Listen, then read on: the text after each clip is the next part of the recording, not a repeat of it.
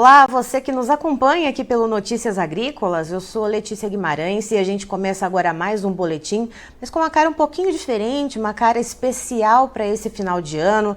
Vamos fazer então uma espécie de retrospectiva, vamos lembrar como que foi o ano de 2023, tanto para a suinocultura como para a avicultura e também pensar quais são as projeções para 2024. E para isso, quem está aqui para bater esse papo com a gente, para traçar, né, essa linha do tempo e pensar o que a gente pode esperar para o ano que vem, está o Wagner Yanagisawa, que é analista da área de proteínas animais do Rabobank. Seja muito bem-vindo, Wagner.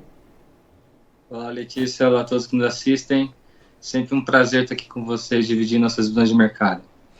Wagner, vamos começar falando sobre a suinocultura, que iniciou o ano de 2023 trabalhando no vermelho, né? A suinocultura independente, principalmente, né? O mercado paulista ali trabalhando com prejuízos acima de R$200, o mercado catarinense também trabalhando com prejuízos, né, por animal vendido acima desses valores. Como que foi o transcorrer do ano de 2023 para esse setor? Bom, de fato, o comecinho do ano de 2023 para suínos ainda tinha um pouco de reflexo do que a gente viu do ano de 2022, que de fato foi um dos mais desafiadores para o setor em termos de margem, né, nesses últimos anos, de maneira muito desafiadora, né, para o setor, para o lado produtivo principalmente. Porém, a gente viu que com o avançar dos meses, né, principalmente a questão do aumento da disponibilidade de grãos no mercado interno, trouxe um cenário de queda, né, de preços da ração realmente muito forte, né, e isso tem, juntamente com o cenário de melhora nas exportações, principalmente pensando ali no sudeste da Ásia ou aqui na própria América Latina, e, consequentemente, também o mercado doméstico sustentando níveis de consumo. A gente viu uma melhora em termos de margem, uma melhora em termos de consumo, que realmente favoreceu o setor e trouxe uma melhora aí, pensando no segundo semestre com relação ao primeiro semestre desse ano. De fato, a gente vê algumas melhoras em termos de preço, né, da ração, mas quando a gente olha o histórico desse ano, das cotações, né, mensais do preço da ração, ali no mês de setembro ela atingiu o menor patamar, pelo menos ali, se a gente for deflacionar, desde fevereiro de 2020. Tá? Então tem sido uma queda realmente muito forte. Quando a gente olha os custos de produção da Embrapa para o estado de Santa Catarina, que é o maior produtor, em outubro a gente está falando de uma queda aí de 33%. Né? Então, de fato, começou o ano bastante desafiador, mas teve uma melhora, e principalmente por conta dessa melhora nos custos de produção, puxado pela desvalorização aí muito forte da ração, né? Era nessa questão que eu queria entrar com você, Wagner. O que pesou mais na balança para aliviar um pouco o lado do suinocultor foi, então, a queda nos custos de produção e não tanto a valorização do suíno ou da carne suína? Teve um fator de valorização que acaba sendo puxado, né, por esses patamares de custo de produção alto. Ele acaba tendo que refletir no preço do animal vivo, mas a partir do momento que você vê um cenário de melhora nos custos, você melhora a atratividade em termos de produção, que aí acabou virando um desafio do setor também, né, tentar equilibrar esses níveis de oferta e demanda, né. Mas com as melhoras nos custos, a gente viu depois que os preços do suíno acabaram arrefecendo um pouco, muito também em sentido para melhorar a liquidez no mercado doméstico, né, como uma estratégia de melhorar a liquidez no mercado doméstico, porque mesmo com esses preços menores, a margem do setor continua melhorando, né. E apesar dessas melhoras, Wagner, a gente viu uma sangria muito grande para esse setor no ano de 2022. Esse ano de 2023, foi possível haver alguma recuperação ou foi um ano somente de estancar ali a ferida? Que a base nossa comparativa do ano passado realmente foi bem complicado, né? Uhum. Então, viu realmente um cenário de recuperação. Acho que isso dependeu bastante das estratégias, né, que estavam sendo adotadas pelo setor. A gente viu alguns perfis de produtor que estavam ainda com estoques ainda elevados de grãos caros. Isso acabou onerando um pouco nessa recuperação das margens. Mas para quem conseguiu se antecipar, virar um pouco a chavinha, né, e aproveitar esse momento de queda dos preços, principalmente a partir do segundo trimestre, para começar a se posicionar em termos de compra de insumos, principalmente da ração, a gente viu um cenário um pouco melhor. Mas, de fato, a gente veio de um ano 2022 muito complicado, né? Então, eu diria que é mais um fator aí de recuperação, né, do que realmente uma melhora contínua aí do setor em termos de produção e de margem, né? E Wagner, o que a gente pode esperar para 2024? A gente sabe que a China, que é o nosso principal importador de proteínas de uma maneira geral, está passando por um momento na suinocultura local de preços bastante baixos, né? E faz alguns meses já, se não me engano, desde agosto, se não me falha a memória. E o que a gente pode prospectar, né, já que o Brasil é um grande fornecedor para a China, a gente depende bastante, apesar de ter aberto vários mercados esse ano para exportação, a China segue sendo, né, a locomotiva. Sem dúvida. Quando a gente fala em termos de dependência, né, vamos falar assim da China, em termos de participação nas exportações, para suínos a China está representando hoje em torno de 33%, só não é maior do que a participação para bovinos, né, que é um pouco mais da metade dos embarques, mas de fato a China passou esse ano, né, nos últimos anos tem passado por um processo que é muito consequência de um aumento inicial ali de 2020, 2021, um aumento de produção, uma recuperação muito forte, né, o mercado estruturalmente, principalmente do lado da demanda, não estava preparado para esse incremento muito rápido. Somado a uma questão sanitária, né, da peste suína africana, que nesse ano, de forma particular, teve uma antecipação dos casos, né? Normalmente a gente vê o aumento dos casos mais para o final do ano, com a chegada do inverno. Nesse ano, na metade do ano, que ainda tinham temperaturas elevadas, a gente viu o número de casos aumentando de forma generalizada. Isso, sem dúvida, trouxe todo aquele cenário de venda de pânico, né, liquidação de pânico, de ofertar animais com peso abaixo para os frigoríficos como estratégia, né, de se proteger, reduzir os riscos em termos de margem. Mas, de fato, como você comentou, os preços esse ano realmente oscilaram muito, né, prejudicou muito o setor em termos de planejamento, de margem, principalmente agora a partir do segundo semestre, onde os patamares de preço realmente inviabilizaram, né, a produção em algumas regiões. Então, de fato, a gente está vendo um cenário onde o rebanho de matrizes ainda está pressionado, né? Esse é um dos grandes fatores que, na nossa visão, para o ano que vem, a China deve reduzir ligeiramente a oferta, né, para o mercado interno cerca de 0,5% a 1%. Tá? Isso, inevitavelmente, num cenário onde a demanda, na nossa visão, deve ter uma recuperação com relação a esse ano, principalmente no setor ali de food service. A gente acredita que a China deve ter que recorrer no mercado externo em termos de importação para suprir a demanda doméstica. A gente está falando aí de um incremento no ano que vem na casa de 8% com relação a esse ano, que dá aí algo em torno de 230 mil toneladas. Para o Brasil, pensando em demanda de exportação, de fato a gente deve ser beneficiado diretamente desse cenário. Basicamente o Brasil esse ano ultrapassou a Espanha, né, como o maior fornecedor de carne suína para a China. Então, de fato, esse incremento de demanda deve favorecer a gente de maneira direta. E fora os outros países, né, como eu disse aqui na América Latina, a exemplo do Chile, do Uruguai, a gente tem conseguido avançar bem. Singapura, Japão, Vietnã, Filipinas, a gente tem conseguido avançar também de forma positiva. Por isso que a gente, para o ano que vem, está projetando em mais um incremento nos patamares recorde em termos de exportação na casa de 3% a 5% em volume com relação a esse ano, né? E é importante lembrar também, né, Wagner, que os países que registraram casos de peste suína africana, não houve um controle efetivo, né, uma erradicação da doença. A doença continua ativa, ainda que seja em casos pontuais, mas os casos seguem aparecendo, ainda que pontualmente, né? Sem dúvida.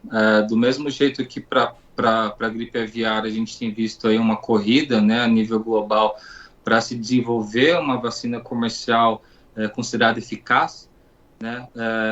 Isso também está ocorrendo para suínos, ainda não existe, né? A gente vê vários esforços aí em termos de desenvolvimento, mas ainda não existe. Então, com a chegada do inverno, principalmente no hemisfério norte, né, onde concentra a maior parte da produção, esses casos devem continuar a subir novamente, né? Então, a partir desse mês agora de dezembro, janeiro, a gente deve continuar vendo novos casos. Sem dúvida, vai ser um momento realmente sazonal e bastante desafiador para essas regiões.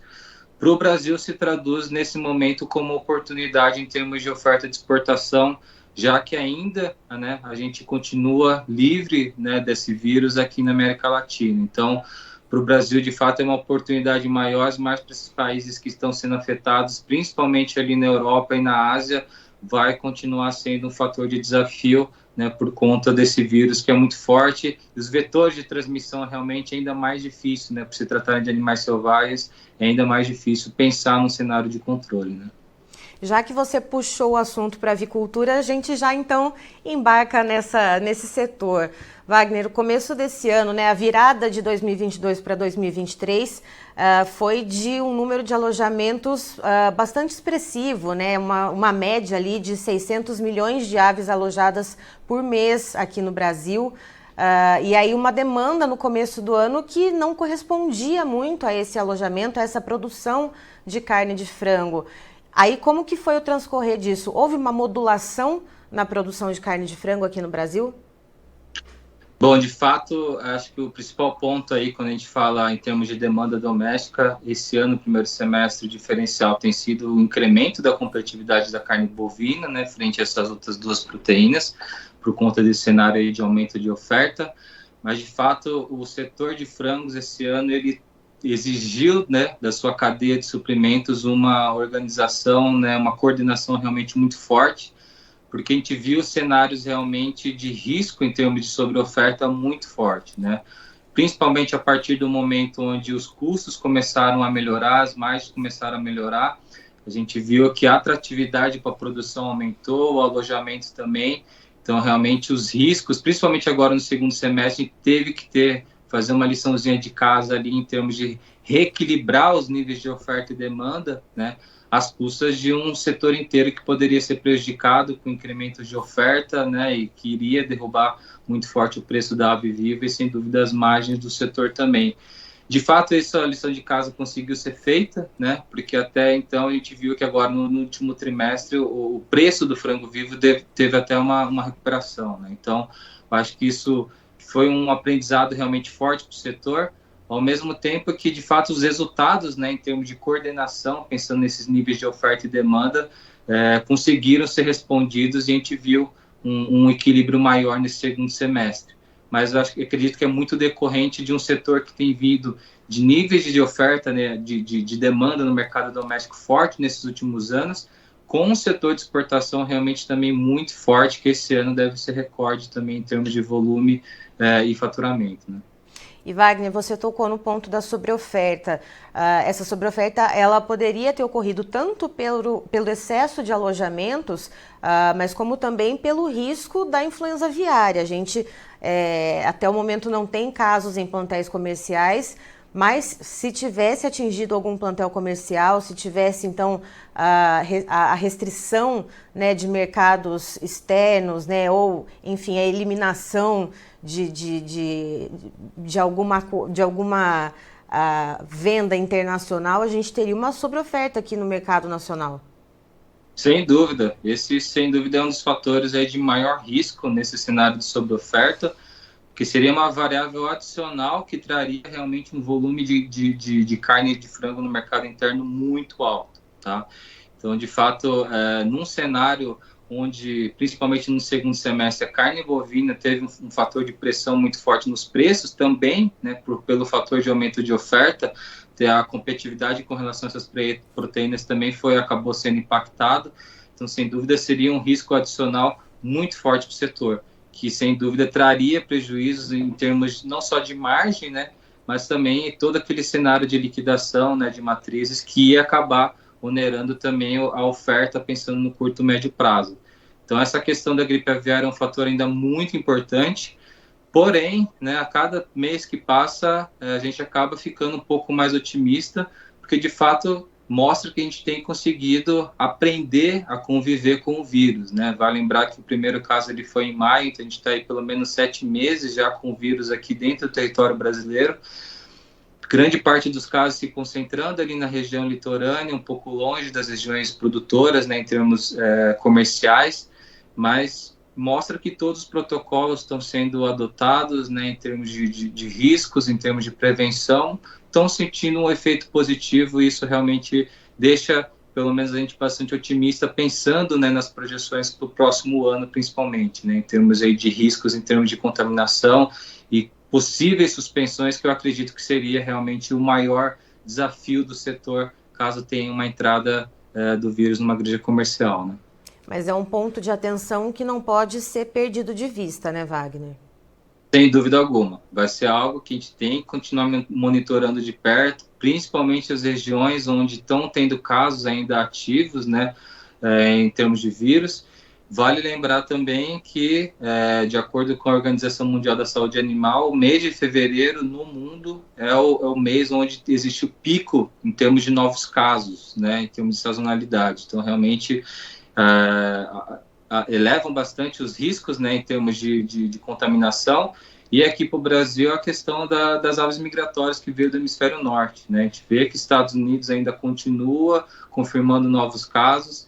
Essas aves que estavam lá já estão aqui na América Latina, e isso traz realmente novos riscos, né? Principalmente de trazer alguma cepa aí mais resistente, uma cepa mais forte, ou até de uma contaminação para a saúde humana, né? Então, é algo que a gente deve continuar monitorando de perto, mas tudo indica que a gente tem saído realmente muito bem em termos de medidas aí de prevenção e de controle, né? E Wagner, para o ano de 2024, quando a gente fala em custos de produção, tanto para a suinocultura quanto para a avicultura, porque a gente está falando ali de farelo de soja e de milho. A gente está vendo um ciclo da soja agora, uma implantação de safra bastante complicada aqui no Brasil, atrasada em muitas regiões, falta de chuva, excesso de chuva em outros lugares, muito risco de algumas regiões perderem ali a janela ideal de plantio para maior produtividade do milho safrinha, e isso a gente conversa sempre com produtores e lideranças do Brasil todo aqui no Notícias Agrícolas. Qual que é a projeção que se faz? Existe algum risco da gente ter aquele repique novamente nos custos de produção como a gente viu em 2022? Bom, de fato, a questão do El Niño, né, está passando por um momento crítico agora, né, principalmente para essa próxima safra de grãos. O setor de proteína animal realmente fica bastante atento. A gente vê até algumas movimentações, né, em termos de incremento de demanda local, principalmente pensando naquele perfil de produtor que está um pouco mais reticente e pensando em acumular algum tipo de estoque, né. Mas, de fato, a gente ainda está passando por um momento crítico, tem que continuar monitorando de perto. Em termos de expectativas de chuva, agora para dezembro deve melhorar um pouco com relação ao mês anterior, que realmente foi bastante desafiador.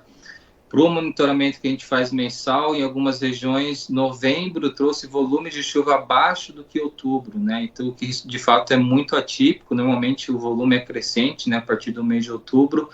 Então, realmente a gente tem que, pelo menos até o momento, a gente ainda continua um pouco otimista para essa safra de soja. Realmente os impactos já estão mais claros na nossa visão para a safrinha de milho, né? A gente deve ver uma pressão aí, alguns produtores já mudando a estratégia, né? Mudando a cultura que deve ser implementada nessa mesma área, principalmente por conta desse risco, né, de perder a janela ideal de plantio.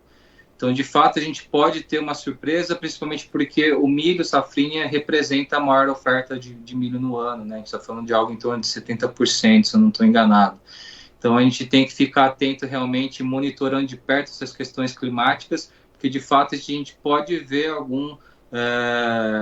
considerar, né, que o piso de preços foi agora nesse ano, no segundo semestre, e pode ver um sinal de ligeira recuperação para o ano que vem. Até o momento não vemos grandes aumentos de preço, como eu disse, né, pela minha colega que cobre o setor, a Marcela Marini, mas é algo que a gente está num momento crítico, a gente tem que continuar monitorando de perto.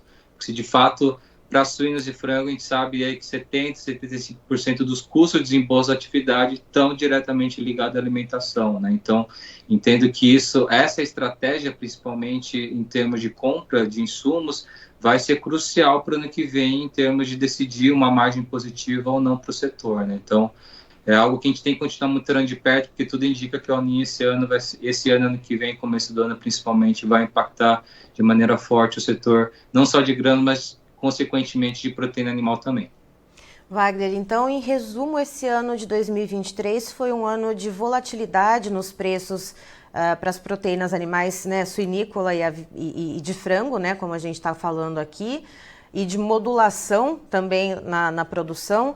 E para o ano que vem, o que a gente pode resumir alguns pontos para a nossa audiência ficar de olho no mercado, nesses dois setores? Acho que principalmente por conta desses riscos por parte da alimentação, né, da ração, a gente pode ver um cenário um pouco maior de cautela, né, pelo lado do setor produtivo em termos de oferta, em termos de alojamento. Porém, a gente ainda acredita num cenário positivo em termos de demanda, não só para exportação como para consumo doméstico, né?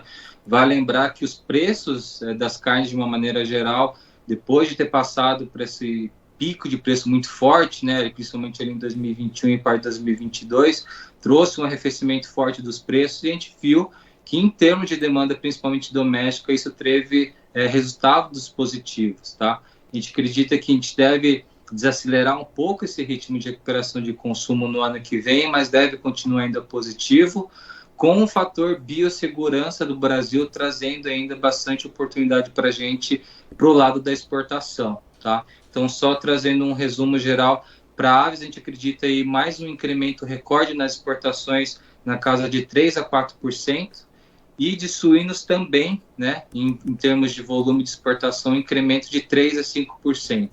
Quando a gente olha aqui para o mercado doméstico, para a carne suína, um incremento per capita aí de consumo na casa de 1 a 1,5%, deve dar algo em torno aí de 600 gramas per capita ano por habitante.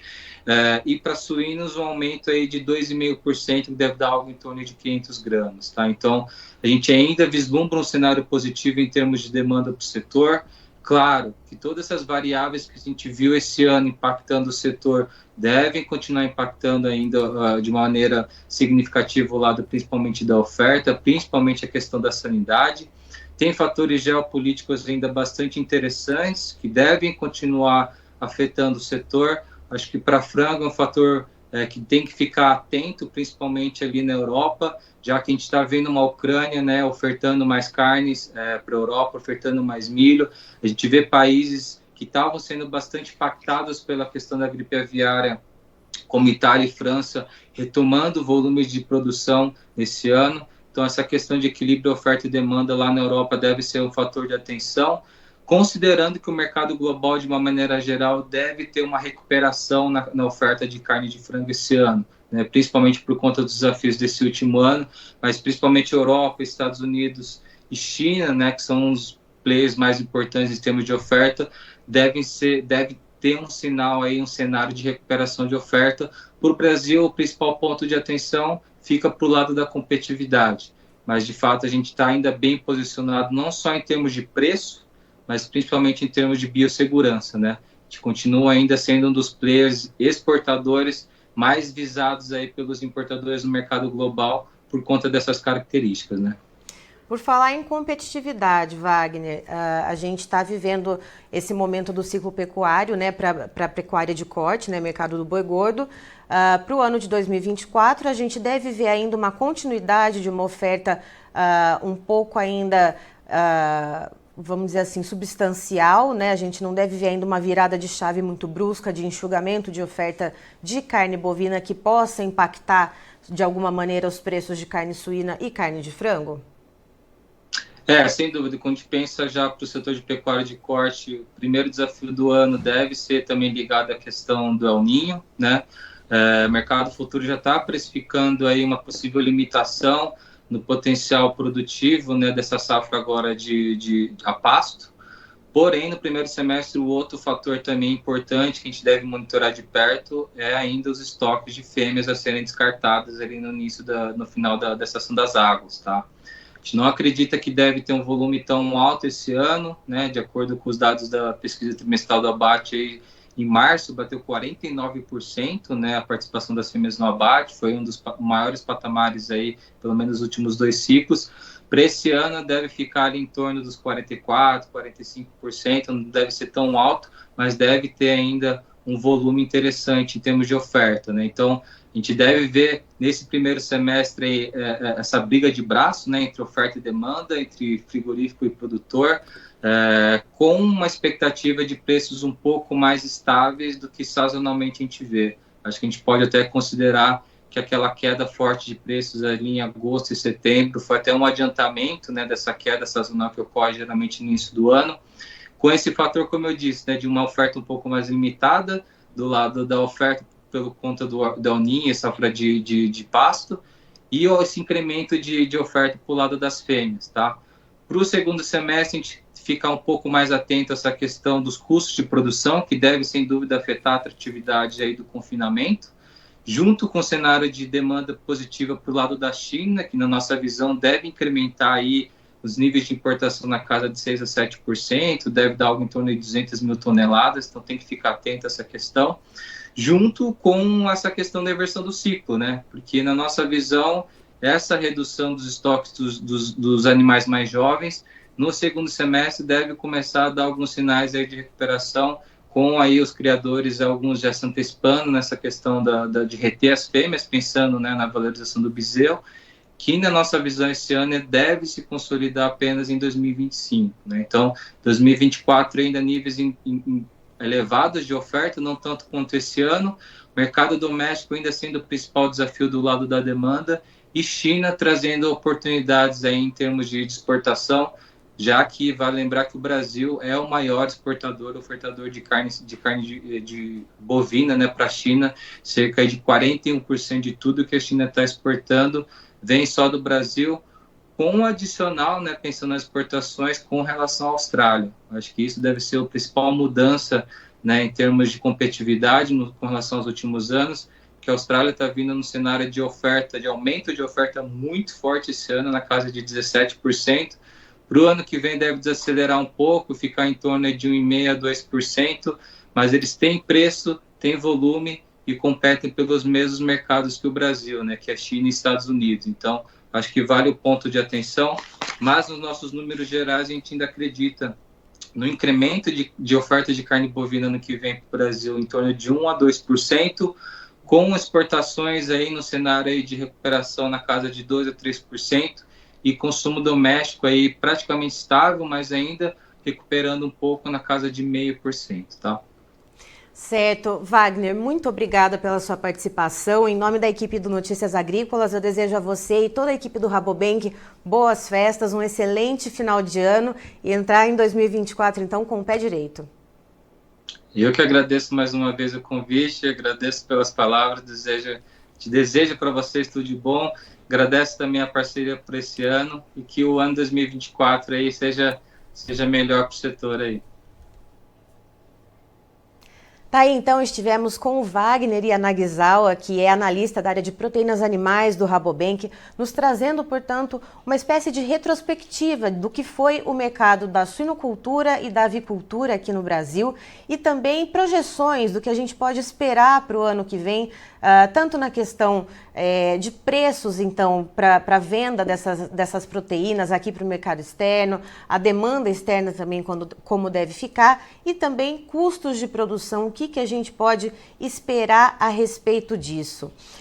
Eu agradeço a todos vocês por todo esse ano, por terem acompanhado aqui o Notícias Agrícolas, por terem sido parceiros aqui da gente, né, e acompanhado as nossas notícias aqui todos os dias da semana, e desejo a todos vocês boas festas, um excelente final de ano. Vamos começar 2024 com energias positivas.